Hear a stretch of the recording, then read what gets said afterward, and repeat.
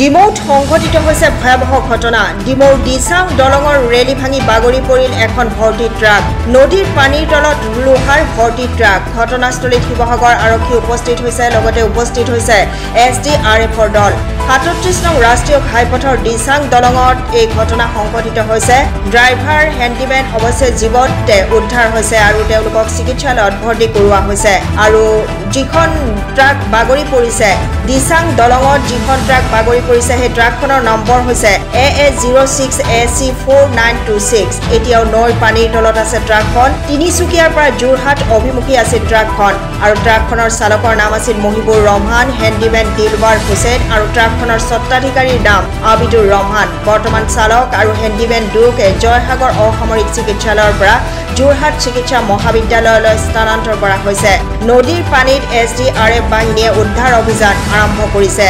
কিন্তু পানীৰ সোঁত বেছি থকাৰ বাবে উদ্ধাৰ অভিযানত সমস্যাৰ সন্মুখীন হোৱাৰ বাবে কিছু সময়ৰ বাবে উদ্ধাৰ অভিযান স্থগিত ৰাখিছে।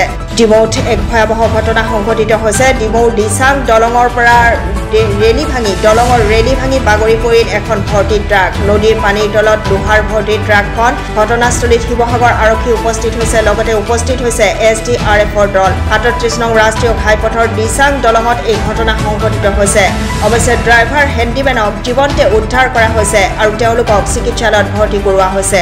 আৰু এতিয়াও নৈৰ পানীৰ তলত আছে ট্ৰাকখন। তিনিচুকীয়াৰ পৰা যোৰহাট অভিমুখী আছিল এই ট্ৰাকখন। কি গাড়ী মানে মইতো ৰাতি পাহাৰজনে মোক ফোন কৰিলে যোৰহাটৰ পৰা। তো তেওঁ মোক কৈছে যে তোমালোকৰ ঘৰৰ ওচৰৰ দিচাং দলঙত এখন গাড়ী এক্সিডেণ্ট হৈছে নেকি, তুমি এখন চোৱা গৈচোন। তো মই ৰাতিপুৱা উঠি আহি পেলাই চাইছোঁ হয় যে গাড়ীটো একো দেখা নাই ইয়াত। দলংখন ভাঙি পেলাই সম্পূৰ্ণ মানে দলংখন ভাঙি আছে। তো মই চালোঁ, চাই পেলাই তেওঁক ফোন কৰিলোঁ যে হয় দলংখন ভাঙি আছে, কিন্তু গাড়ী চাড়ী দেখা নাই। তেতিয়া পাহাৰীজনে ক'লে যে নহয় আমাৰ ঘৰৰ গাড়ী আছিলে, তো তিনিচুকীয়াৰ পৰা ৰড লৈ পেলাই আহি আছিলে, তো কিবা কাৰণত মানে আহি কিনে গাড়ীখন নদীত দলং ভাঙি পেলাই নদীত পৰি গ'ল।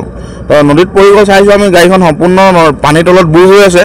তাৰপৰা মই সুধিলোঁ যে আপোনাৰ ড্ৰাইভাৰ হেণ্ডিমেন কি? তেতিয়া তেওঁ কৈছে যে নহয় ড্ৰাইভাৰ হেণ্ডিমেন প্ৰথম পানীৰখীয়া কৰিছে, কিন্তু অৱস্থা বহুত সংকটজনক। এতিয়া ফোন কৰি পেলাই সুধোতে কৈছে যে আপোনাৰ হেণ্ডিমেন ড্ৰাইভাৰ দুইজনে বহুত গুৰুতৰভাৱে আঘাতপ্ৰাপ্ত হৈছে।